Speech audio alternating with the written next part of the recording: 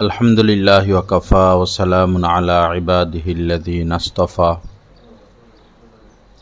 अम्मा बाद।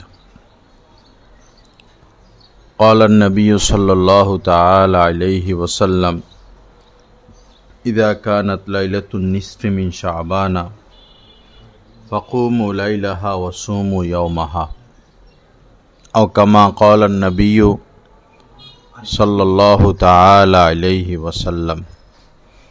अल्लाहुम्मा सल्लि अला सय्यिदिना व मौलाना मुहम्मद व अला आलि सय्यिदिना व मौलाना मुहम्मद व बारिक वसल्लिम।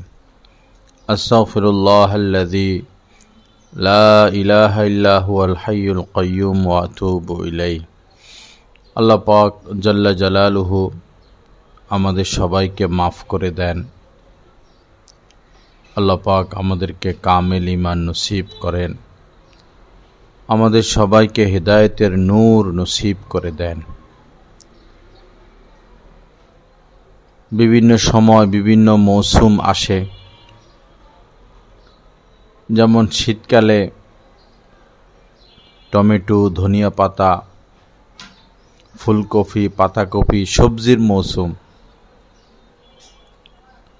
গরমে বিভিন্ন তরমুজ সহ বিভিন্ন ফলের মৌসুম। একইভাবে ইবাদতেরও কিছু বিশেষ বিশেষ মৌসুম রয়েছে, যেমন শবে বরাত আসলে, রমজান আসলে মানুষের মধ্যে আমল করার এক শোক যোগ ফয়দা হয়।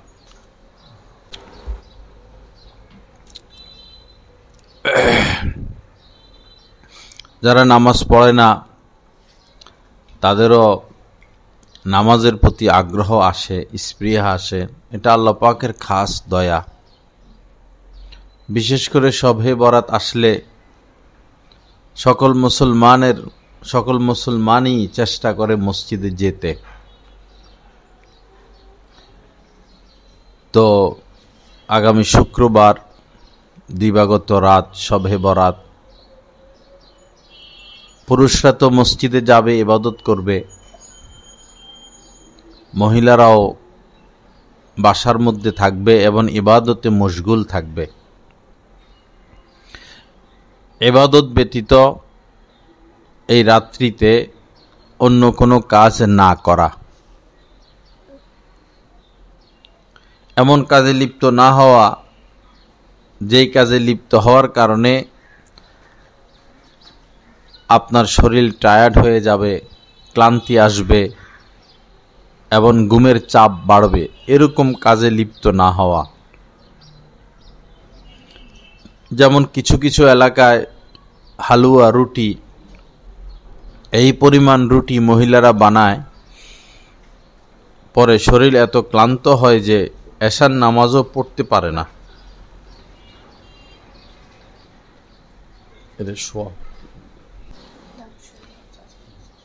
বিভিন্ন রকমের হালুয়া বানানো হয়,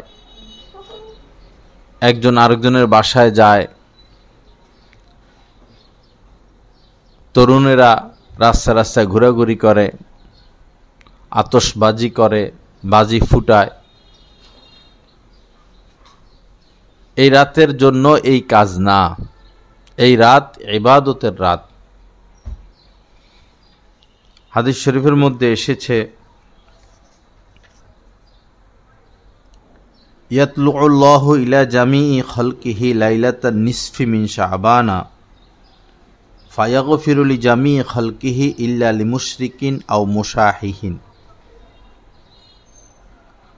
হযরত মুআয ইবনে জাবাল রাদিয়াল্লাহু তাআলা আনহু থেকে বর্ণিত যে নবী করিম সাল্লাল্লাহু আলাইহি সাল্লাম ইরশাদ করেছেন, অর্ধ শাবানের রাত্রে অর্থাৎ শবে বরাতে আল্লাহ তাআলা তার সমস্ত মাখলুকের প্রতি মনোযোগ আরোপ করেন।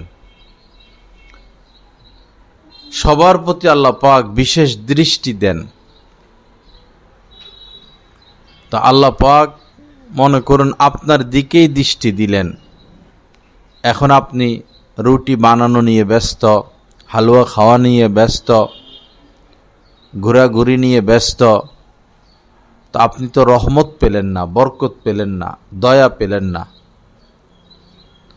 আল্লাহ পাক যখন মনোনিবেশ করবেন আমাদের দিকে, আমাদের উচিত হলো আল্লাহর দিকে মনোনিবেশ করা এবং এই সুযোগে যা যা চাওয়ার চাওয়া, যা যা নেওয়ার নেওয়া। শবে বরাত মানে হলো মুক্তির রাত, বরাত মানে মুক্তি,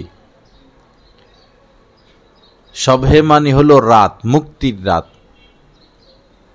গুনাহ থেকে মুক্তির রাত, জাহান্নাম থেকে মুক্তির রাত, অভাব অনটন থেকে মুক্তির রাত, বিপদ মুসিবত থেকে মুক্তির রাত, ঋণ থেকে মুক্তির রাত, দুঃখ কষ্ট থেকে মুক্তির রাত, নাফরমানির থেকে মুক্তির রাত। অর্থাৎ আপনি যেই সমস্যা আছেন কিনা, আছেন না কেন, এই রাত্র হচ্ছে এই সমস্যার সমাধান করা। আপনার সন্তান হয় না, এই রাত্রে মন খুলে আল্লাহর কাছে দোয়া করবেন।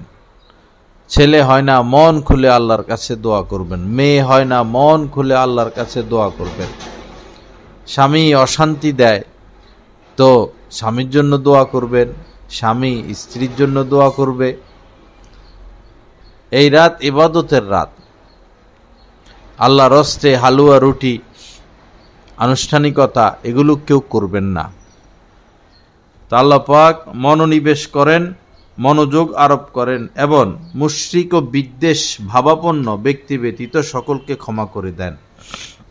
মুশরিক যারা মূর্তি পূজা করে, আগুনের পূজা করে, মাজারে গিয়ে সেজদা দেয়, পীরের পূজা করে, এই মুশরিক যারা আল্লাহর সাথে শরিক করে এদেরকে মাফ করেন না। আর যারা আল্লাহ এবং তার রাসূলের সাথে বিদ্বেষ রাখে এদেরকে মাফ করেন না। এই দুই শ্রেণী ব্যতীত একজন মানুষ যত বড় গুনাহগার হোক, যত পাপী হোক, যত বড় অপরাধী হোক, আল্লাহ এই রাত্রে মাফ করে দিবেন। এজন্য মা বোনেরা মানসিকভাবে প্রস্তুতি নেন। এখনো সময় আছে, এখনো সময় আছে। চেষ্টা করবেন যদি সম্ভব হয় মাগরিবের পরে বা এশার পরে গোসল করে নেবেন, এরপরে ভালো পোশাক পরবেন। পোশাক বলতে নামাজের জন্য একটা আলাদা পোশাক থাকলে ভালো হয়। যে পোশাক আপনারা পরেন, সালোয়ার কামিজ ওড়না, ঠিক আছে, তবে নামাজের জন্য আলাদা পোশাক থাকলে ভালো। একটা সাদা হিজাব, ফুল হাতা জামা, কলারওয়ালা জামা, ঢোলা ঢালা এরকম। কিন্তু কাপড় যেটা, কাপড় পরে নামাজ পড়া ঠিক না। কারণ হলো কাপড় পরলে শরীরের বিভিন্ন অঙ্গ দেখা যায়, বিভিন্ন অঙ্গ দেখা যায়, তখন নামাজ নষ্ট হয়ে যাবে। নামাজে শুধু আপনার হাতের তালু, পায়ের তালু, চেহারা খোলা রাখবেন, আর কিছু খোলা রাখা যাবে না। তো গোসল করে ভালো পোশাক পরবেন, এরপরে এই আল্লাহ পাকের দরবারে ইবাদত বন্দিগি করতে থাকবেন। আল্লাহ পাক সবাইকে তৌফিক দান করেন, আল্লাহ পাক আমাদেরকে হিম্মত নসিব করেন। হাদিস শরীফের মধ্যে এসেছে রাসূলুল্লাহ সাল্লাল্লাহু আলাইহি সাল্লাম বলেন, যখন শাবান মাসের 15 রাত আসে, অর্থাৎ যখন শবে বরাত আসে, আল্লাহ পাক এই রাতে প্রথম আসমানে নেমে আসেন। এ রাত শুরু হলেই, যেমন মাগরিবের আজান দিল, সূর্য ডুবে গেল, তখনই আল্লাহ পাক প্রথম আসমানে নেমে আসেন। অতঃপর বনু কালব গোত্রের বকরির পশমের চেয়ে অধিক সংখ্যক বান্দাকে ক্ষমা করে দেন। তৎকালীন যুগে বনু কালব নামক একটা গোত্র ছিল। ওই গোত্রের লোকেরা খুব বেশি হারে বকরি লালন পালন করত। রাসূল সাল্লাল্লাহু আলাইহি সাল্লাম তাই বলেন, বনু কালব গোত্রের যত বকরি আছে, সেগুলির যত পশম আছে, তার চেয়েও বেশি সংখ্যক লোককে আল্লাহ পাক এই রাতে ক্ষমা করে দেন। উদ্দেশ্য হলো মানে বেশি বেশি আল্লাহ পাক মাফ করে দেন। যে মাফ চাইবে তাকে মাফ করবেন, যে ক্ষমা চাইবে তাকে মাফ করবেন। এজন্য এই আল্লাহর হস্তে অলসতা না করা। ছোটবেলা আমরা দেখতাম শুধু শবে বরাত আসলে হইলো ঘুরাঘুরি, সারা রাত ঘুরাঘুরি, এ বাড়িতে যাও, হে বাড়িতে যাও, রুটি খাও, হালুয়া খাও, এই মসজিদে যায়, সে মসজিদে যায়, বাজি ফুটায়, গোরস্থানে যায়, এগুলা না। গোরস্থানে আল্লাহ রাসূল এই রাত্রিতে গোরস্থানে গেছেন, সেটা ঠিক আছে। তো নবীজি তো একা একা গেছেন এবং গোরস্থানে কেউ ছিল না, একা একা গেছেন, কবর জিয়ারত করছেন, চলে আসছেন। আমরা তো দলাদলি করে যাই এবং মহিলারাও চলে যায়, মহিলারা তো কবরস্থানে যেতে পারবে না, নিষেধ। মহিলা যায়, পুরুষ যায়, হাজার হাজার মানুষ, লাখ লাখ মানুষ, মসজিদে কেউ নাই, সবাই গোরস্থানে। তো এই পরিস্থিতিতে ওলামায়ে কেরাম বলেন গোরস্থানে না যাওয়া, কারণ এটা এখন আর ইবাদত থাকে নাই, এটা রং তামাশা, আনুষ্ঠানিকতা হয়ে গেছে। ইবাদতের নামে এটা হই হুল্লোর, একটা দেখা সাক্ষাৎ, একটা আনন্দ, একটা মজার বিষয় হইয়া দাঁড়াইছে। এজন্য এখন হক্কানি ওলামায়ে কেরাম গোরস্থানে যাইতে নিষেধ করেন। ভবিষ্যতে আরো খারাপ পর্যায়ে চলে যাবে গোরস্থানে যাওয়ার বিষয়টা। আল্লাহ পাক হেফাজত করেন, তৌফিক দান করেন। লা ইলাহা ইল্লাল্লাহ। তো এই রাত্র ইবাদতের রাত্র, চেষ্টা করবেন একসাথে ফজর পড়ে ঘুমানো। একটা রাত্র জাগা বেশি কিছু না। বিশ্বকাপ ফুটবল খেলা যখন চলে, তো খেলা হয় রাত্রে বেশি, 2টা বাজে, 3টা বাজে, সব মানুষ জাগ না। তো খেলা দেখার জন্য যদি রাত জাগরণ আমরা করতে পারি, যেই খেলা জাহান্নামে নিবে, তো যেই কাজ জাহান্নাম থেকে আমাকে বাঁচাবে, জান্নাতে নিবে, ইবাদত, সেই ইবাদত করার জন্য একটা রাত জাগা বেশি কিছু না। ফাঁকে ফুঁকে চা খাবেন, কফি খাবেন, চা খাইলে বারবার রং চা বা কফি খেলে ঘুমের চাপ পড়বে না, প্রয়োজনে ওই দিনে ঘুমিয়ে নিবেন। জোহরের পরে বা জোহরের আগে ওই দিন ঘুমিয়ে নিবেন, যেন রাত্রে ঘুমের চাপ কমে, ঘুম না হয়। আর যদি এমন হয় ঘুমাইতে হয়, তাহলে রাত ভাগ করে নিবেন। আপনি 12টা পর্যন্ত ঘুমাবেন, আপনার স্বামী জাগ্রত থাকবে, পরে স্বামী আপনাকে জাগাইয়া দিবে। চেষ্টা করা না ঘুমানো, হিম্মত করে, সাহস করে, আল্লাহ পাক তৌফিক দান করেন। তো হযরত আলী রাদিয়াল্লাহু তাআলা আনহু থেকে আরেকটি হাদিস বর্ণিত আছে, ক্বালা রাসূলুল্লাহ সাল্লাল্লাহু তাআলা আলাইহি ওয়াসাল্লাম, ইযা কানাত লাইলাতুন নিসফি মিন শাবানা ফাকুমু লাইলাহা ওয়া সুমু ইয়াওমাহা। হযরত আলী রাদিয়াল্লাহু তাআলা আনহু বলেন যে, রাসূলুল্লাহ সাল্লাল্লাহু আলাইহি সাল্লাম ইরশাদ করেছেন, যখন শাবান মাসের মধ্যের রাত হয়, অর্থাৎ যখন 14 তারিখ দিবাগত রাত হয়, তখন তোমরা এই রাত্র জাগরণ করো আর পরের দিন রোজা রাখো। তো এই রাত জাগরণ করা, আল্লাহ চান যে আল্লাহর বান্দারা আল্লাহকে পাওয়ার উদ্দেশ্যে একটা রাত জাগ্রত থাকুক। আর পরের দিন একটা রোজা, 3টা না, একটা রোজা।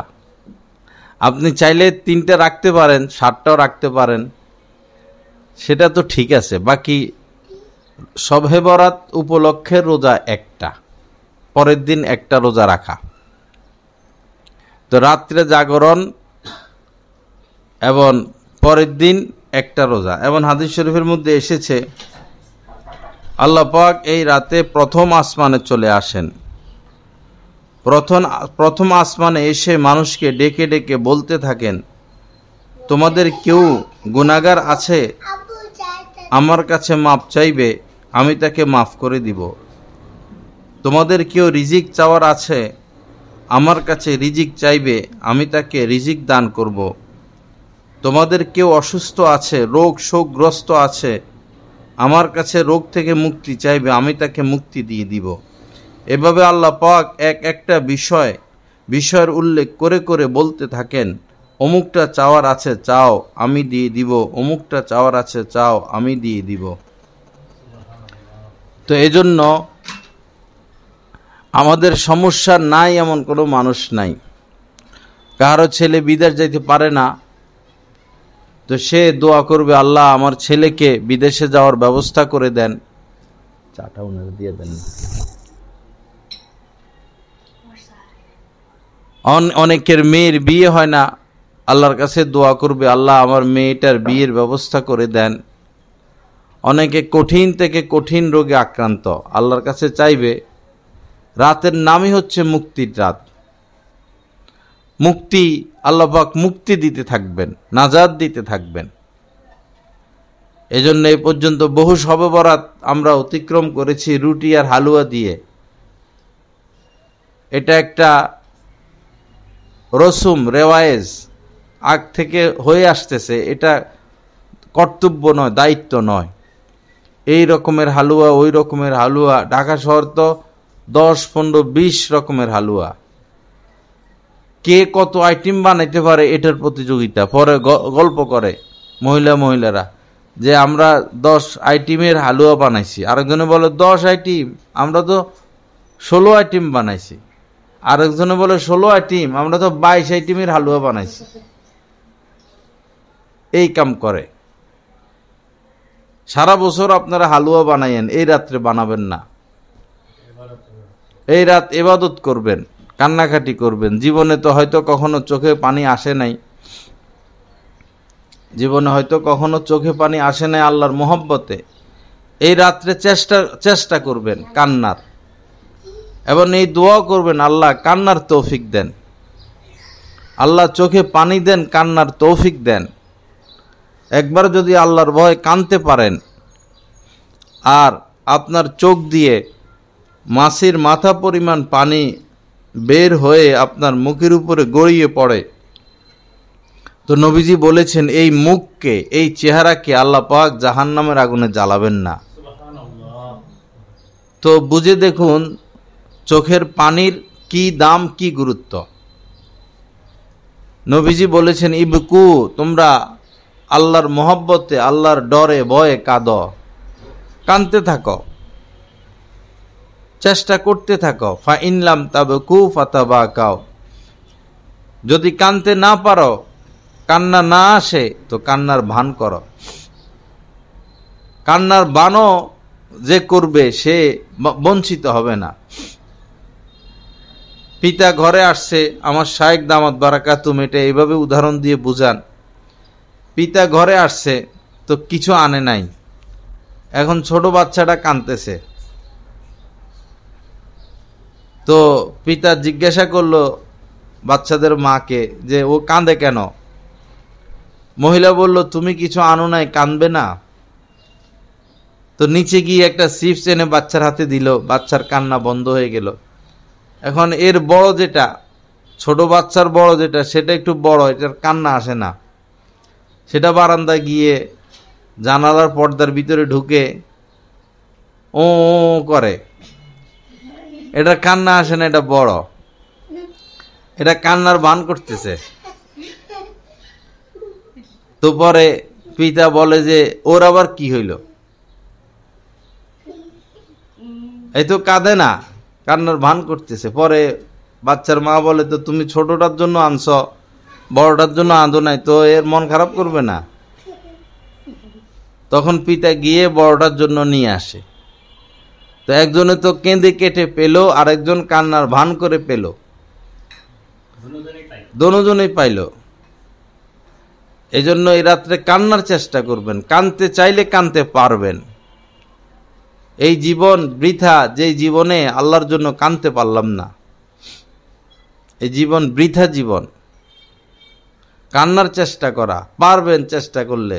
গভীর রাত্রে, শেষ রাত্রে, অন্ধকারের মধ্যে একা একা উঠে চেষ্টা করতে থাকলে, কাঁদতে থাকলে, জাহান্নামের আগুনের কথা চিন্তা করলে, সাপ বিচ্ছুর কথা চিন্তা করলে, কবরের কথা চিন্তা করলে, অন্ধকার এক হলো রাত্রের অন্ধকার, আরেকটা হলো গোরস্থানগুলোর মধ্যে গাছ টাছ লাগাইয়া আরেক অন্ধকার বানায় রাখে, আরেকটা হলো মাটির নিচের অন্ধকার। এই অন্ধকারের মধ্যে রাখা হবে। এগুলো কল্পনা করলে চিন্তা করলে অবশ্যই চোখে পানি আসবে।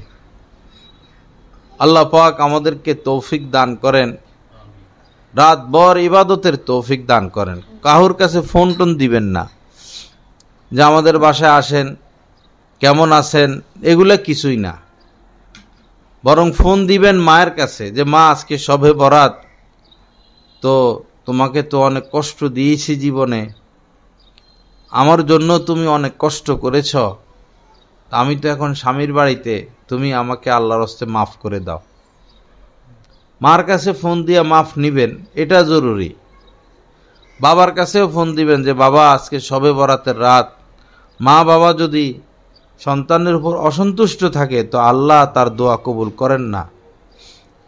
আমি তো অনেক ভুল করেছি, অনেক অন্যায় করেছি, আমি আমার ভুল স্বীকার করতেছি, তো আমাকে আল্লাহর হস্তে মাফ করে দাও। মা বাবা যত কঠিন হোক না কেন, সন্তান মাফ চাইলে মন নরম হয়ে যায়।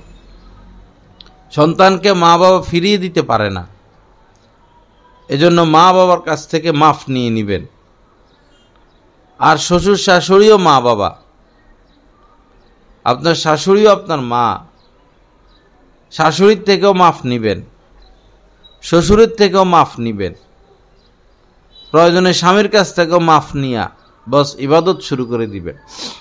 কান্না কাটি, জিকির আজকার, আল্লাহকে ডাকা, মুনাজাত বেশি দিবেন, দোয়া বেশি করবেন। ইবাদতের চেয়ে এই রাত্রে দোয়া বেশি করা। 2 রাকাত পড়বেন, 5-7 মিনিট দোয়া, আবার 2 রাকাত পড়বেন, 5-7 মিনিট 10 মিনিট দোয়া।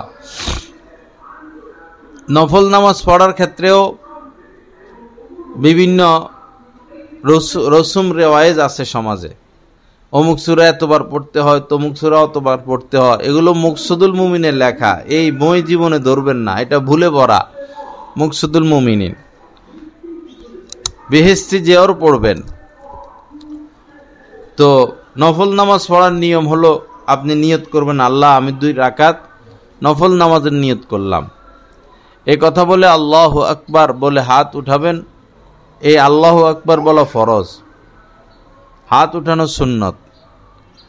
হাত উঠাইয়া পরে হাত বাঁধবেন, এরপরে সানা পড়বেন, এরপরে শুধু প্রথম রাকাতে আউযুবিল্লাহ পড়বেন, এরপরে আর আউযুবিল্লাহ না, শুধু বিসমিল্লাহ।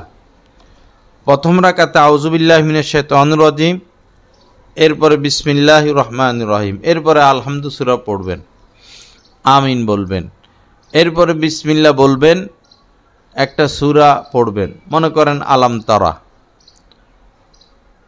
এরপরে নিচের দিকে পড়তে হবে, উপরে আর যাওয়া যাবে না। আলাম তারা পড়ে শেষ করে পরে রুকুতে যাবেন।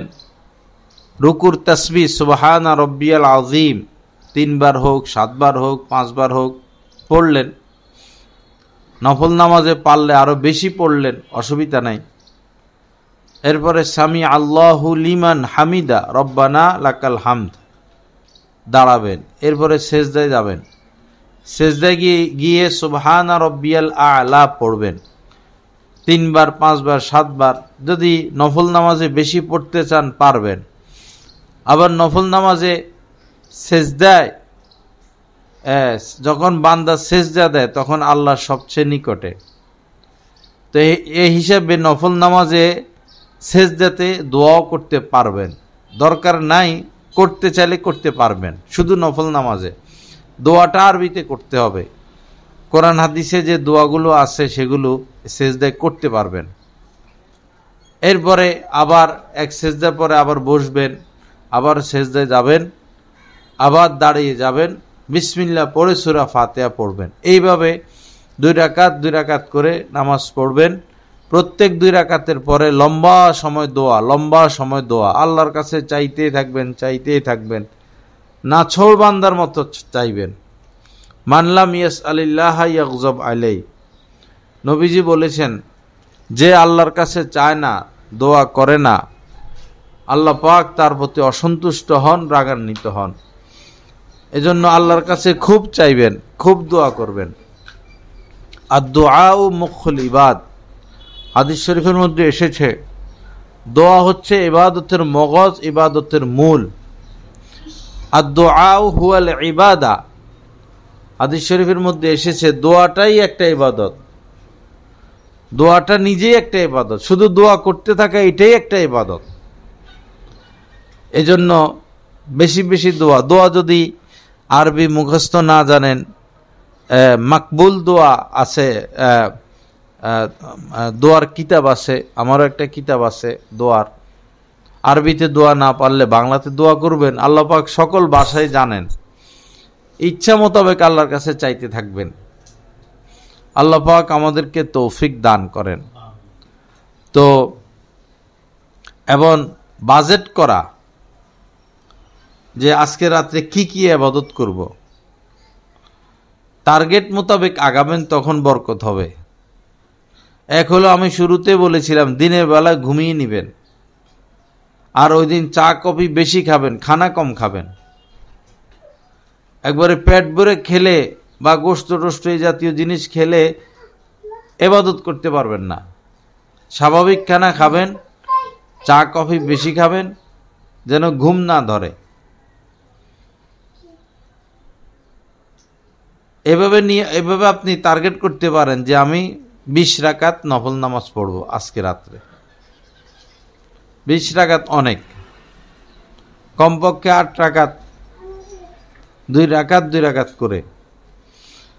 এরপরে লা ইলাহা ইল্লাল্লাহ জিকির মনে করেন 500 বার করলেন, আল্লাহ আল্লাহ জিকির 500 বার করলেন, দুরূদ শরীফ 1000 বার পড়লেন, যে কোনো দুরূদ সাল্লাল্লাহু আলাইহি ওয়াসাল্লাম পড়লে হবে। দুরূদ ইব্রাহিম আছে, বা সাল্লাল্লাহু আলান নবিয়্যিল উম্মি, এটা পড়তে পারেন। অথবা আল্লাহুম্মা সাল্লি আলা সাইয়্যিদিনা ওয়া মাওলানা মুহাম্মদ ওয়া আলা আলি সাইয়্যিদিনা ওয়া মাওলানা মুহাম্মদ ওয়া বারিক ওয়া সাল্লিম, এই দুরূদ পড়তে পারেন। দুরূদ 1000 বার পড়ার নিয়ত করলেন। এবং ইস্তেগফার, আল্লাহর কাছে মাপ চাওয়া, তওবা করা, ইস্তেগফারও 1000 বার। নবীজি যে ইস্তেগফারটা শেষ সময় করেছেন দুনিয়া থেকে বিদায় নেওয়ার সময়, সেটা হলো আস্তাগফিরুল্লাহ ওয়া আতুবু ইলাই। এটার দ্বারা তওবা হয়, ইস্তেগফারও হয়। পুরা দোয়া এভাবে সুবহানাল্লাহি ওয়া বিহামদিহি আস্তাগফিরুল্লাহ ওয়া আতুবু ইলাই, এটা শেষ সময় এটা বেশি বেশি পড়ছেন। বাকি আস্তাগফিরুল্লাহ এটাও ইস্তেগফার। অথবা বাংলাতে আল্লাহ মাফ করে দেন, আল্লাহ মাফ করে দেন, ক্ষমা করে দেন। অথবা এইভাবেও পড়তে পারেন আল্লাহুম্মা গফিরলি, হে আল্লাহ আমাকে মাফ করে দেন। আল্লাহুম্মা গফিরলি, আল্লাহুম্মা গফিরলি, আল্লাহুম্মা গফিরলি, এভাবে পড়বেন।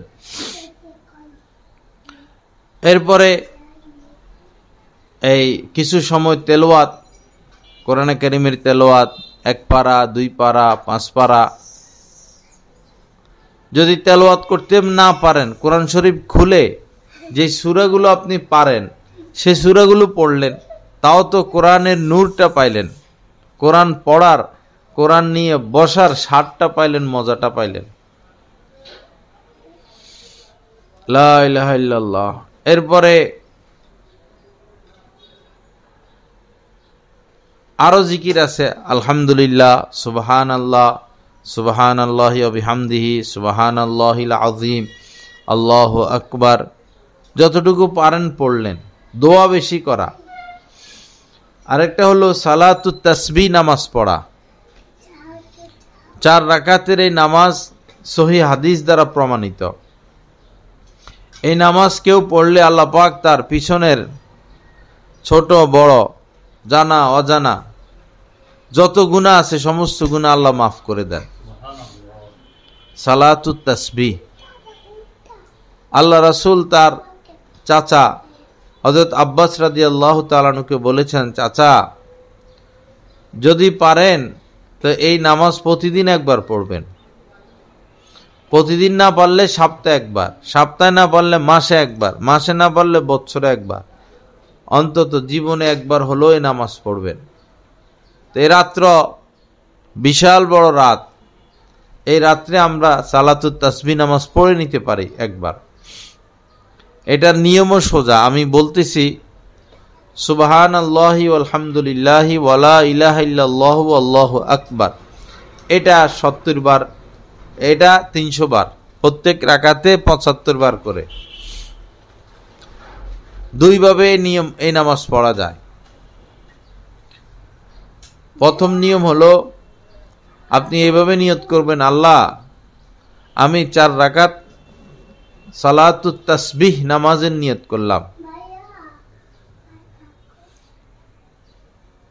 বস আল্লাহু আকবার বলে হাত বাঁধবেন, সানা পড়বেন, আউযুবিল্লাহ পড়বেন, বিসমিল্লাহ পড়বেন, আলহামদু সূরা পড়বেন, আবার বিসমিল্লাহ পড়বেন, আবার একটা সূরা মিলাবেন, যে কোনো সূরা ধরা বাঁধা নাই, একটা সূরা পড়বেন। এরপরে 15 বার সুবহানাল্লাহ আলহামদুলিল্লাহ ওয়ালা ইলাহা ইল্লাল্লাহু আল্লাহু আকবার 15 বার পড়বেন। পড়ার নিয়ম হইল হাত চেপে চেপে, গণা যাবে না, আঙ্গুল চেপে চেপে। হ্যাঁ, এক আঙ্গুল একবার পড়বেন, এক আঙ্গুল চাপ দিবেন, আবার পড়বেন, আরেক আঙ্গুল চাপ দিবেন, এইভাবে আঙ্গুলে গণা যাবে না। অথবা সংখ্যার দিকে খেয়াল করে করে পড়বেন। একবার পড়বেন, একের কথা কল্পনা করবেন, দুইবার পড়বেন, দুইয়ের কথা কল্পনা করবেন, তিনবার পড়বেন, তিনের কথা মাথায় রাখবেন। কোনো কারণে যদি কম পড়া হয় অথবা কোনো এক রুকুনের মধ্যে পড়তে ভুলে যান, তাহলে পরের বার এটা পড়ে নেবেন। যেমন দাঁড়ানো অবস্থা 15 বার পড়তে হয়, রুকুতে গিয়ে 10 বার পড়তে হয়। এখন দাঁড়ানো অবস্থা পড়তে ভুলে গেছেন, তো যখন মনে হয় তখন পড়ে নিলে হবে। দাঁড়ানো অবস্থা ভুলে গেছেন, তখন রুকুতে গিয়ে রুকুরটাও পড়বেন, দাঁড়ানো অবস্থাটাও পড়বেন। কম পড়লে পরের বার ওটা পুরা করে দিবেন, আর 1-2 বার বেশি পড়লে অসুবিধা নাই। এরপরে রুকুতে গিয়ে আগে রুকুত তাসবিহ সুবহানা রাব্বিয়াল আযীম 3 বার বা 5 বার 7 বার, এরপরে এটা 10 বার। রুকু থেকে দাঁড়িয়ে সামি আল্লাহু লিমান হামিদা রব্বানা লাকাল হামদ পড়ে 10 বার। আবার সেজদায় গিয়ে সুবহানা রাব্বিয়াল আযীম পড়ে 10 বার। সেজদা থেকে বসে 10 বার। আবার সেজদায় গিয়ে সুবহানা রাব্বিয়াল আলা বলে 10 বার। এখন তো দাঁড়ায় যাওয়া নিয়ম, দ্বিতীয় সেজদা হইছে, এখন দাঁড়িয়ে যেতে হবে, কিন্তু না দাঁড়াইয়া আপনি বসে আল্লাহু আকবার বলে বসে 10 বার পড়বেন। এরপরে আল্লাহু আকবার না বলে দাঁড়িয়ে যাবেন। এই হইল 1 রাকাতের নিয়ম। এভাবে দ্বিতীয়, তৃতীয়, চতুর্থ রাকাত পড়া। আরেকটা হলো নিয়ম হলো নিয়ত করে সানা পড়ে 15 বার পড়ে ফেলবেন সূরা ফাতিহার আগে। এরপরে সূরা ফাতিহা পড়বেন, একটা সূরা মিলাবেন, এরপরে 10 বার পড়বেন। এই নিয়মে পড়লে আপনি দ্বিতীয় সেজদা দিয়ে আর বসবেন না, সোজা দাঁড়ায় যাবেন। সোজা দাঁড়াইয়া আবার 15 বার পড়বেন, এরপর বিসমিল্লাহ পড়ে সূরা ফাতিহা মিলাবেন, আরেকটা সূরা মিলাবেন, 10 বার পড়বেন। প্রথম নিয়মটাই সোজা। আল্লাহ পাক জাল্লা জালালু আমাদেরকে এই রাত্রে এই নামাজ আদায়ের তৌফিক দান করেন, ইবাদতের মাধ্যমে রাত্রটা কাটানোর তৌফিক দান করেন। একটু অন্ধকারে নফল নামাজ পড়তে ভালো লাগে, আবার এত অন্ধকার না যে কিছুই দেখা যায় না। সেজদা শহরে তো লাইট অফ করে দিলেও কিছু আলো আসে, আশেপাশে লাইট জ্বলে, রাস্তায় লাইট জ্বলে। সেজদার জায়গা দেখা গেলেই হলো। এবং একা ইবাদত করার চেষ্টা করবেন। বাচ্চাদেরকে আগে ঘুম পাড়াইয়া দিবেন। ফাকুমু লাইলাহা ওয়াসুমু ইয়াওমাহা, রাত্র জাগরণ এবং পরের দিন একটা রোজা। আল্লাহ পাক আমাদের সবাইকে তৌফিক দান করেন। হয়তো আপনার মা দুনিয়াতে নাই, বাবা দুনিয়াতে নাই, তাদের জন্য নফল পড়তে পারবেন। এভাবে নিয়ত করবেন, আল্লাহ আমার মা বাবার জন্য 2 রাকাত নামাজ পড়তেছি, তখন আপনার মা বাবা এটা সওয়াব পাবে, আপনিও পাবেন। তো এই রাত্রে যে যে আমল করা যায়, এক হলো এই ইবাদত করা, জিকির করা, তেলাওয়াত করা, নামাজ পড়া, দোয়া মুনাজাত, কান্নাকাটি। আরেকটা হলো দান সদকা। অবশ্যই কিছু দান করবেন, সদকা করবেন। 5 টাকা হোক, 10 টাকা হোক, 100 টাকা হোক, 500 টাকা হোক। দান করার সবচেয়ে উত্তম জায়গা মাদ্রাসাগুলো, কারণ মাদ্রাসার উসিলায় দিন টিকে থাকবে। যেদিন মাদ্রাসা থাকবে না সেদিন হাফেজ তৈরি হবে না, আলেম তৈরি হবে না, দিনের কথা বলার আর কেউ থাকবে না। মেডিকেল কলেজ না থাকলে ডাক্তার তৈরি হবে না। ওষুধ তো আছে, তো ডাক্তার নাই, তো মানুষ ওষুধ খেয়ে মরবে। মাদ্রাসা না থাকলে আলেম হাফেজ তৈরি হবে না, তখন দিন বরবাদ। তো এই জন্য সবচেয়ে উত্তম মাদ্রাসায় দান করা, অথবা আসলেই যারা গরিব, আসলে গরিব যারা, অন্ধ, ল্যাংড়া, বোবা, কানা, এই একটা আছে পেশাদার ফকির, এরা না, আসলে ফকির। আপনার আত্মীয়র মধ্যে থাকতে পারে, আত্মীয়র মধ্যে থাকলে আগে তাদেরকে দিবেন। এরপরে মসজিদও দান করতে পারেন। আল্লাহ পাক সবাইকে তৌফিক দান করেন। অল্প হইলেও সদকা করবেন। এরপরে ইবাদত বন্দিগি করা, দোয়া মুনাজাত, কান্নাকাটি, তেলাওয়াত, এবং বেশি বেশি ইস্তেগফার, আল্লাহর কাছে মাপ চাওয়া, বেশি বেশি ইস্তেগফার, বেশি বেশি ইস্তেগফার। আর কবরে যাওয়া এই রাত্রিতে, বর্তমানে মহিলাদের জন্য তো কবর জিয়ারত নিষেধই, পুরুষরাও এখন না যাওয়া চাই। এটা এখন একটা অন্যরকম বিষয় হয়ে গেছে। এটা এখন আর কেউ ইবাদত মনে করে না। আল্লাহ পাক আমাদের সবাইকে তৌফিক দান করেন। আল্লাহ পাক মন দিয়ে, মন খুলে, দিল খুলে এই রাত্রে আল্লাহকে ডাকার তৌফিক দান করেন। ক্ষমা চাওয়া বিশেষ করে, এবং জাহান্নামের আগুন থেকে মুক্তির দোয়া। 1 রাত জাহান্নামের আগুনে জ্বলবো তো দূরের কথা, 1 ঘন্টা তো সম্ভব না। 1 ঘন্টা কি 1 মিনিটও তো সম্ভব না। জাহান্নামের আগুন থেকে মুক্তি চাওয়া। আর যার যে পাপের অভ্যাস আছে, পাপ ছেড়ে দেওয়া। বিশেষ করে স্বামীর সাথে তর্ক করা, ঝগড়া করা। বেশিরভাগ মহিলাদের এখন এই স্বভাব, স্বামীর প্রতি সে সন্তুষ্ট না, স্বামীর কোনো কাজ তার পছন্দ হয় না, স্বামী যত দেয় তত লাগে। স্বামীর সাথে তর্ক, মুখে মুখে কথা, শ্বশুরের সাথে তর্ক, শাশুড়ির সাথে তর্ক, এগুলো ঠিক না। তর্ক করে কয়টা সমাধান করবেন? আপনার স্বামী আগ থেকে উল্টাপাল্টা, এখন তার সাথে বিয়ে হয়েছে, এখন কি করবেন? তর্ক করে তো সমাধান হবে না। ধৈর্য ধরেন, আল্লাহর কাছে দোয়া করেন। তর্ক করে কোনোদিন স্বামীকে আপনি লাইনে আনতে পারবেন না, তালাক হয়ে যাবে, ঘর ভেঙে যাবে। যার স্বভাব যেরকম, ইট বানানোর সময় যদি একটু বাঁকা, ডাইসের মধ্যে যদি বসানোর সময় একটু বাঁকা হয়, ইট এটা বাঁকে থাকবে, এটা আর সোজা হবে না। যে মানুষ ছোটকাল থেকে তেড়া, সে কি আর সোজা হবে? ঝগড়া করে কি করবেন? মহিলাদের মধ্যেও সমস্যা আছে, পুরুষদের মধ্যেও সমস্যা আছে।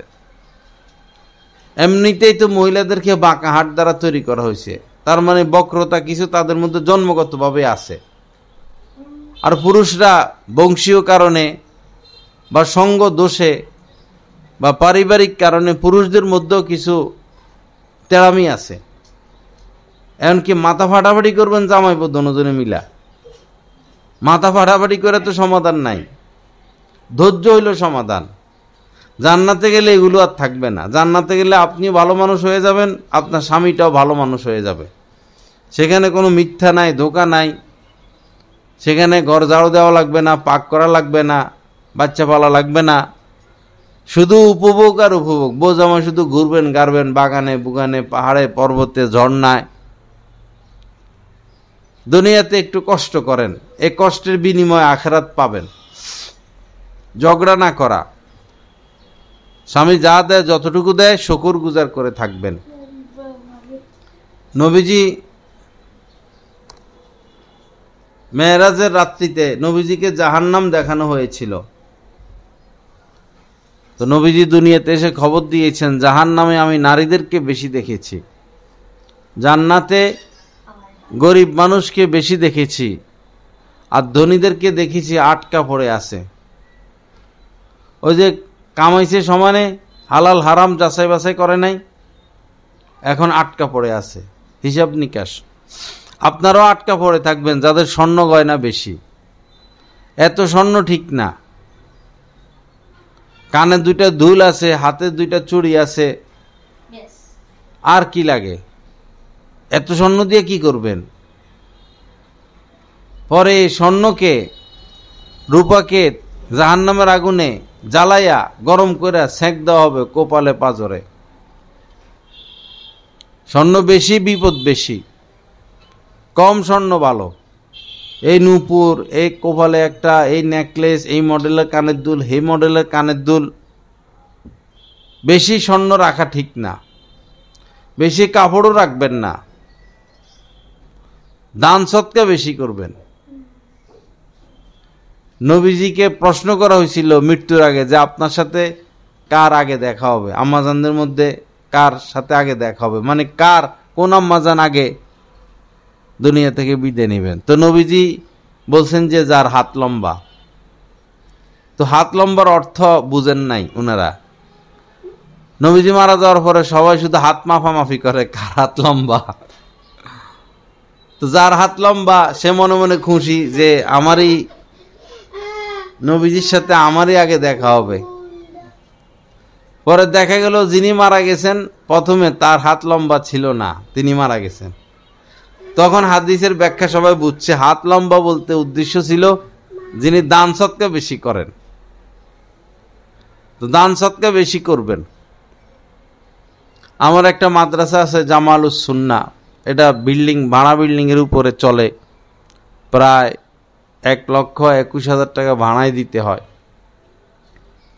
সেটার জন্য আমরা জায়গার ফিকির করতেছি। কিছু জায়গা হইছেও, ভবনের ফিকির চলতেছে, জায়গার ফিকির চলতেছে। সমর্থন থাকলে সেখানে শরিক থাকবেন। আল্লাহ পাক আমলের তৌফিক দান করেন।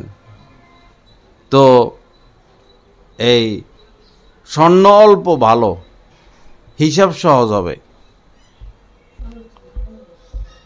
তো যে দুই কারণে জাহান্নামে নারীরা বেশি যাবে, এক হইল স্বামীর প্রতি অকৃতজ্ঞতা, আরেকটা হলো এই ঝগড়া, লানত করে বেশি, গজব দেয় বেশি। মহিলারা সন্তানকে গজব দিয়ে বসে। বহু মহিলাদের থেকে শোনা যায় ছেলেরে বলে তোর উপর আল্লাহর গজব পড়ুক, এ কথা বলে। আহা, গজব না দিয়ে আপনি তলোয়ার দিয়ে কাইটা ফেলেন, এটাই তো ভালো। তলোয়ার দিয়ে কাইটা ফেললে তো আপনার বাচ্চাটা জান্নাতে চলে যাবে। গজব দিলে তো দুনিয়া তো এর উপর গজব পড়বে, আখিরাতেও গজব পড়বে। আপনার সন্তান যদি কথার কথা আপনাকে আঘাতও করে, বেত দিয়ে আঘাত করতেছে, আপনার উপর নির্যাতনও করে, তাও আপনি গজব দিতে পারবেন না। কারণ মা বাবার দোয়া বদদোয়া লেগে যায়। কখনো স্বামীকে গজব দিবেন না। স্বামীকে গজব দেয়, এ বেড়ার উপর খোদার গজব পড়ুক, এ বেড়ার ঘরে আসার পরে কাপড় চোপড় দেয় না, ঠিক মতো ভাত দেয় না, কাপড় দেয় না, কাপড় লতা দেয় না, আল্লাহর গজব এ বেড়ার উপর পড়ুক, এরকম জঘন্য জঘন্য কথা বলে। তো আপনার স্বামীর উপর গজব পড়লে লাভ কার, লস কার? মরলে তো আপনার স্বামী মরবে, তখন কার কাছে যাবেন? এজন্য কখনোই গজব মুখে আনবেন না। এই বদ অভ্যাসগুলো বাদ দিতে হবে। গজব না দেওয়া, লানত না করা, ঝগড়া না করা। ঝগড়া করে কখনো কিছু সমাধান হয় না। ইউক্রেন আর রাশিয়া যুদ্ধ চলতেছে, হাজার হাজার মানুষ মারা যাচ্ছে, লাভ কি? রাশিয়া মনে করছিল যে 1 মাসে খাইয়ে ফেলাইব সব। এত 3 বছর হয়েছে তো না? 3 বছর। রাশিয়া এত শক্তিশালী রাষ্ট্র, 3 বছর যুদ্ধ করতেছে, তার কত হাজার সৈনিক মারা গেল।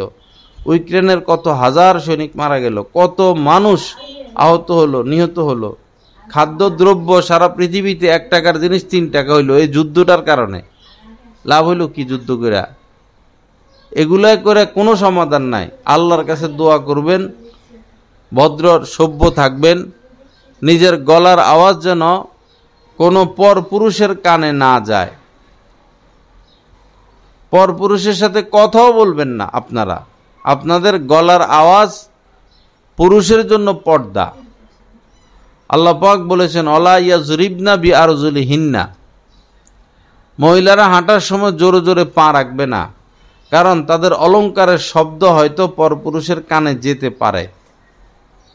দেখেন, এতটা আপনারা পর্দায় থাকবেন যে আস্তে হাঁটার জন্য বলা হয়েছে। সে জায়গায় আপনারা চিল্লাচিল্লি করা, গাছতলা গাঁটতো আমি আসার পর মহিলারা এই ফুটবল খেলার জন্য নামে মনে হয়, কাপড় বাইন্দা কোমরে, এরপরে ঝগড়া শুরু করে, আর হাজার হাজার মানুষ ঝগড়া দেখে, আবার হাতাহাতিও করে বেডি বেডি, এরকম। আল্লাহর মেহরবানি পরে যে জায়গায় এগুলা হইতো পরে সেই জায়গায় আমার বাসা ছিল 2 বছর।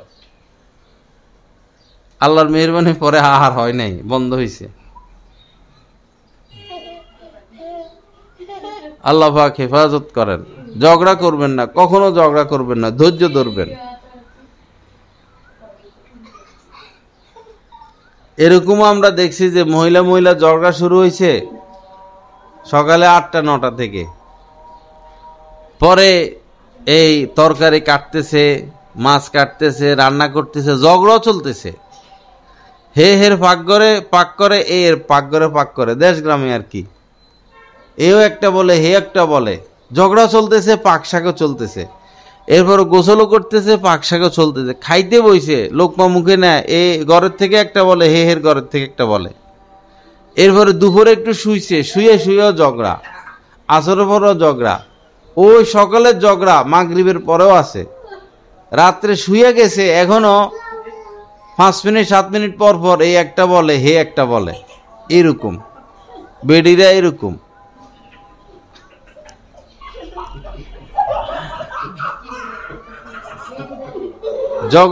ঝগড়াটে মানুষ আল্লাহ রাসূল পছন্দ করেন না।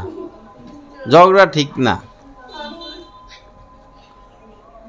মান সমাতা নাজা, নবীজি বলেছেন, যে চুপ থাকবে সে নাজাত পাবে। চুপ থাকবেন, বেশিরভাগ সময় চুপ থাকবেন। যখন চুপ থাকবেন তখনও দিলে দিলে আল্লাহকে স্মরণ করবেন। হাদিস শরীফের মধ্যে এসেছে, আযানটা হয়ে যাক।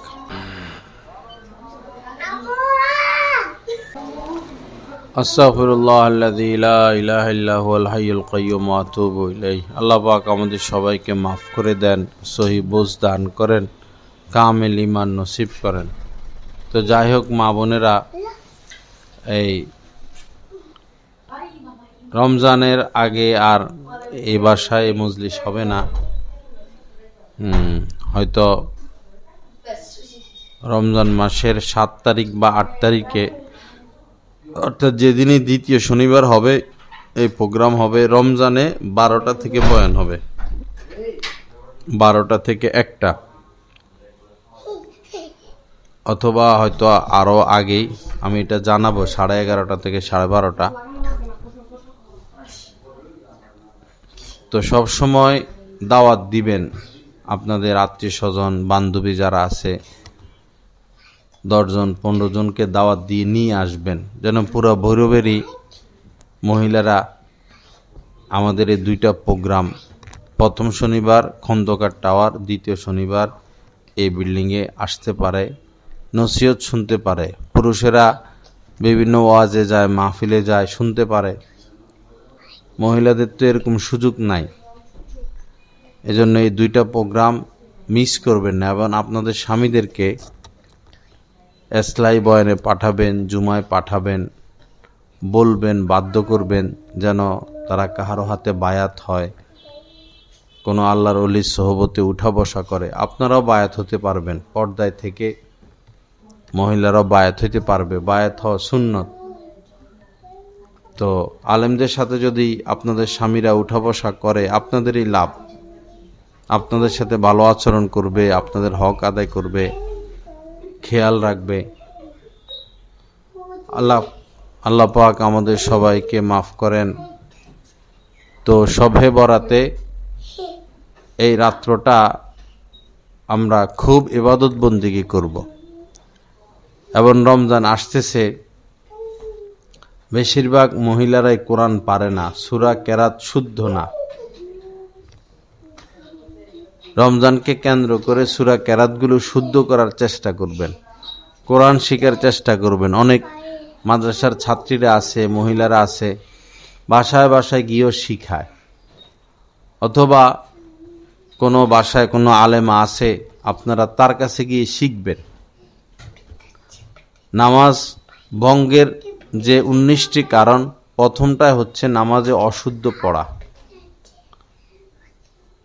অশুদ্ধ পড়লে একটা হরফও যদি অশুদ্ধ পড়েন, নামাজ তো হবে না।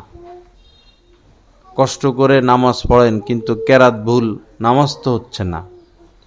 এজন্য রমজানে চেষ্টা করবেন কোরআনকে সহি শুদ্ধ করে ফেলতে।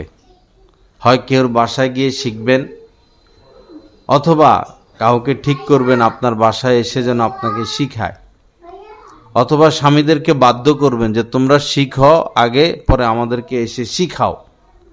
আপনারা শিখেন, পরে আমাদেরকে শিখান, এটাও একটা রাস্তা। এরপরে রমজান মাসে ইফতারের সময় দোয়া কবুল হয়, কিন্তু প্রত্যেকটা বাসার মধ্যে এই কাণ্ড। ইফতারের সময় মহিলারা এই বেগুনি বানানো নিয়ে ব্যস্ত, এখনো এই শরবত হয় নাই, এই খেজুর দুইয়া দাও, এই সালাদ কাটা দাও, এই কামে মহিলারা ব্যস্ত থাকে। আগেই রেডি হয়ে যাবেন, ইফতারের আয়োজন আগেই হয়ে যাবে। স্বামী স্ত্রী ছেলে মেয়ে সবাই দস্তরখানে বসবেন।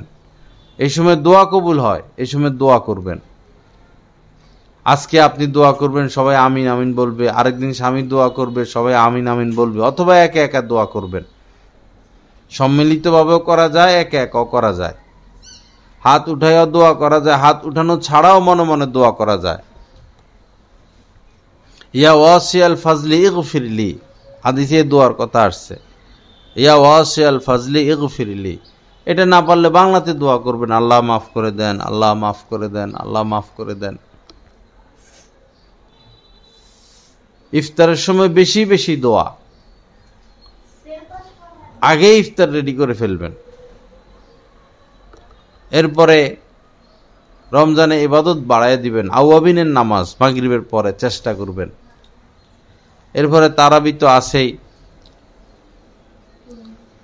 রমজান মাসে একটা সুবিধা হলো কাজ কম থাকে,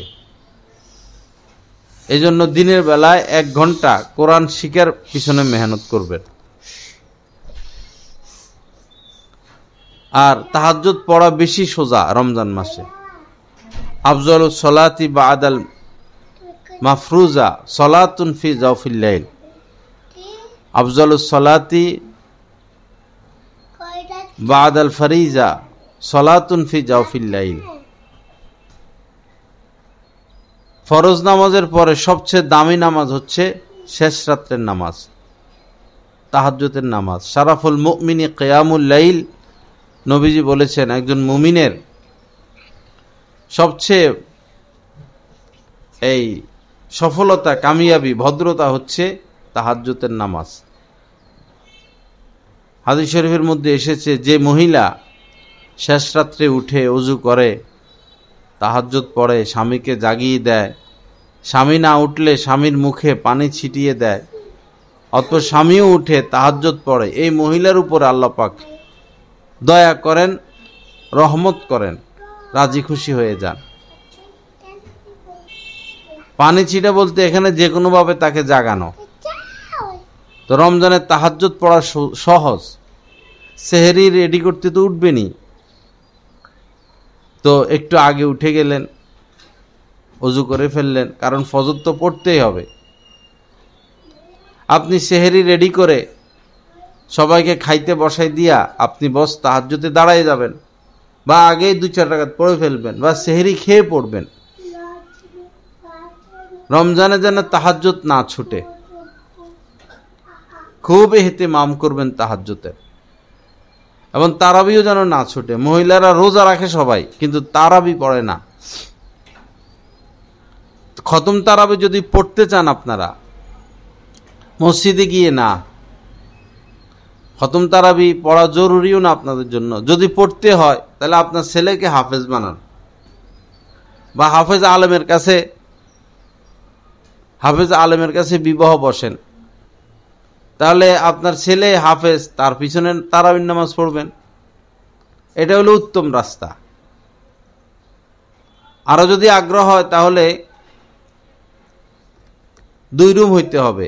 এক রুমে একজন হাফেজ সাহেব, 2 জন হাফেজ সাহেব নামাজ পড়াবে, সাথে আপনাদের স্বামী থাকতে হবে, বা মাহারাম পুরুষ থাকতে হবে, চাচা থাকতে হবে, ভাই থাকতে হবে, সন্তান থাকতে হবে।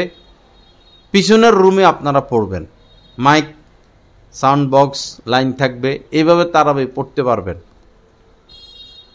তবে মসজিদে গিয়ে না, এই জামানায় মহিলাদের জন্য নিরাপদ না মসজিদে যাওয়া আসা, ফিতনা হবে। ঘরে তারাবি পড়বেন, সূরা তারাবি পড়বেন, এটাই ভালো। এখন একসাথে 20 রাকাত পড়তে কষ্ট হইলে এশার ওয়াক্ত হইলেই এশা পড়ে ফেলবেন, এরপরে এক ফাঁকে গিয়ে 2-4 রাকাত পড়ে ফেলবেন। আবার বাচ্চা কাঁদতেছে, বাচ্চারা খানা খাওয়াও, স্বামীরে খানা দাও, অনেক কাজ মহিলাদের। কাজের ফাঁকে ফাঁকে নামাজ পড়ে ফেলবেন, 2 রাকাত পড়বেন, আবার আরেকটা কাজ করবেন, 4 রাকাত পড়বেন, আবার আরেকটা কাজ করবেন। এভাবে কাজের ফাঁকে ফাঁকে আপনার তারাবি হয়ে যাবে। আপনি যদি এই আশায় রাখেন, এই আশায় থাকেন যে কাজ সব শেষ করে পরে আমি তারাবি পড়বো, পারবেন না। আপনার ঘুম এসে যাবে, ক্লান্ত হয়ে যাবেন। মহিলাদের কাজ শেষ হইতে হইতে শহরে 12টা বাজে। এজন্য কাজের ফাঁকে ফাঁকে তারাবি পড়ে ফেলবেন। তারাবি সুন্নতে মুআক্কাদা পড়তে হবে। আরেকটা বিষয় হইল, যদি অনেকে সেহরিতে উঠতে অলসতা করে, তাসাহারু ফাইন্না ফি সুহুরি বারাকা। নবীজি বলেছেন যে সেহরি খাও, এই সেহরির মধ্যে বরকত আছে। সেহরি খাইতে উঠলে তাহাজ্জুদও পড়া হয়, ফজরটাও পড়া হয়। আর সেহরি খাইতে না উঠলে তাহাজ্জুদও পড়া হয় না, ফজরও পড়া হয় না।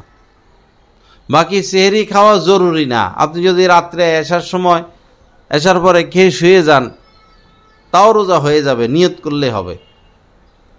তবে নবীজি সেহরির সময় খেজুর খেয়েছেন, অন্তত খেজুর খাওয়া, 1 গ্লাস পানি খাওয়া, একটু দুধ খাওয়া, এবং রোজার নিয়ত করা। অনেকে পাইকারি নিয়ত করে ফেলবেন, প্রতিদিনের রোজা প্রতিদিন নিয়ত করবেন। বাংলাতে নিয়ত করলে হবে, আল্লাহ আমি আগামীকাল আপনার সন্তুষ্টির আশায় রোজা রাখতেছি। আল্লাহ আমাদের সবাইকে তৌফিক দান করেন। এই মার্কেটে ঘুরা, 10 রোজা গেলেই বস, মহিলারা আর ঘরে নাই, মহিলারা সব বাজারে। বেড়া মানুষ এগুলো বিক্রি করে, আপনারা এই বেড়া মানুষের সংস্পর্শে যান, এটাই তো নিষেধ। এই পুরুষদের সংস্পর্শে যান, এটাই তো নিষেধ। এরপরে তাদের দিকে তাকান, তাদের সাথে মুলামুলি করেন। পুরুষের দিকে তো আপনারা তাকাইতে পারবেন না। মোবাইলে বিভিন্ন বক্তারা আছে, বক্তারা সবই সুন্দর সুন্দর, ভাইরাল যারা, কণ্ঠ সুন্দর, চেহারা সুন্দর, এদের দিকে তাকানো হারাম। যাদের কণ্ঠ সুন্দর, তাদের আওয়াজ শুনলে যদি আপনাদের অসহাসা হয়, তাদের বয়ান শোনাও হারাম, গুনাহে কবিরা হবে। পর পুরুষ, সে যত বড় আলেম হোক, যত বড় বক্তা হোক, সে পর পুরুষ, তাকে দেখতে পারবেন না, গুনাহে কবিরা, হারাম, আল্লাহ নিষেধ করছেন। এজন্য মোবাইলে, টেলিভিশনে কোনো আলেমের বক্তব্য, কোনো আলেমকে দেখে দেখে তার বক্তব্য শুনবেন না।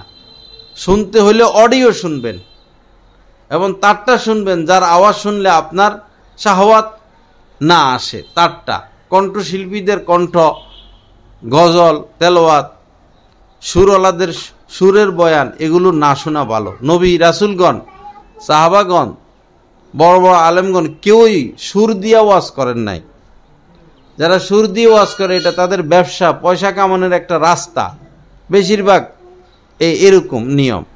যারা ছবি তোলে, ভিডিও করে, এরা কেউ হকের উপরে নাই। যত বড় আলেমই হোক, যে যদি সে ভিডিও করে ওয়াজ মাহফিল, ছবি তোলে, সে কবিরা গুনায় লিপ্ত। তার বয়ান শোনা যাবে না, তার কথা শোনা যাবে না, তার মাসালা শোনা যাবে না, কারণ সে নিজেই তো কবিরা গুনায় লিপ্ত।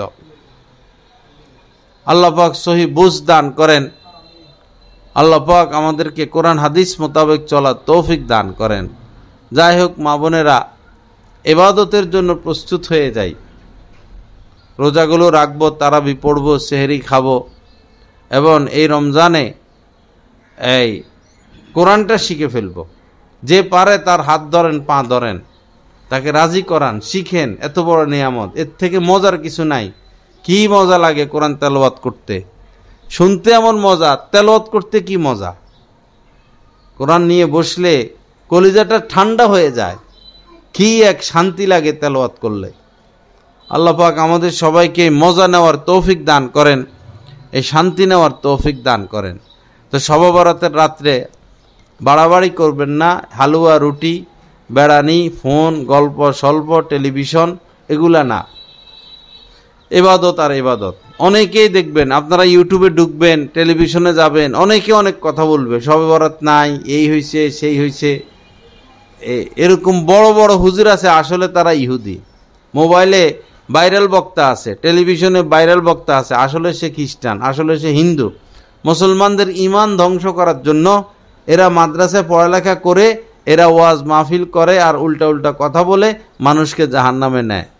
এজন্য ছবি যারা তোলে, ভিডিও যারা করে, ভাইরাল যারা, এদের বয়ান শুনবেন না। আপনার ইমান খেয়ে ফেলবে। 10টা কথা ভালো বলবে, একটা কথায় প্যাঁচ লাগে, আপনার ইমান খেয়ে ফেলবে। ইবাদত বন্দিগি করেন, দলের দরকার নাই, ওহাবি হওয়ারও দরকার নাই, সুন্নি হওয়ারও দরকার নাই, আট্রসি হওয়ারও দরকার নাই, মাইজভান্ডারি হওয়ার দরকার নাই, শিয়া হওয়ারও দরকার নাই, আহলে হাদিসও হওয়ার দরকার নাই, মওদুদিও হওয়ার দরকার নাই, ফরিদপুরিও হওয়ার দরকার নাই। আপনি খাঁটি মুসলমান হয়ে যান, আপনি মুসলমান হয়ে যান। আল্লাহ পাক বলছেন কুনু রব্বানিয়িন, সবাই আল্লাহওয়ালা হয়ে যাও, আল্লাহর ওলি হন। 5 ওয়াক্ত নামাজ পড়েন, পর্দা করেন, সত্য কথা বলেন, হালাল খান, ঘরে থাকেন, স্বামীর খেদমত করেন, শ্বশুর শাশুড়ির দিকে খেয়াল রাখেন, নম্র হন, ভদ্র হন, নরম হন, সহনশীল হন, আল্লাহর ওলি হন। এগুলো হতে হবে। এই অমুক ওহাবি, অমুক সুন্নি, এগুলোর দিকে না যাওয়া। এগুলো আল্লাহ রাসূলের জামানে এগুলো ছিল না, এগুলো পরবর্তীতে মানুষ বানাইয়া নিছে। আল্লাহ আমাদের তৌফিক দান করেন। তো যেভাবে আমি বলেছি, সালাতুত তাসবিহ নামাজ পড়বেন, ইবাদত করবেন, তেলাওয়াত করবেন, ইনশাআল্লাহ সফলতা আসবে, কামিয়াবি আসবে। আল্লাহ পাক জাল্লা জালালু যা কিছু আলোচনা হলো, আমাদের সবাইকে কথাগুলোর উপর আমলের তৌফিক দান করেন। আল্লাহ পাক আমাদের মনকে নরম করে দেন, এবং আমাদের ছেলে মেয়েদেরকে মাদ্রাসায় পড়ানোর তৌফিক দিয়ে দেন।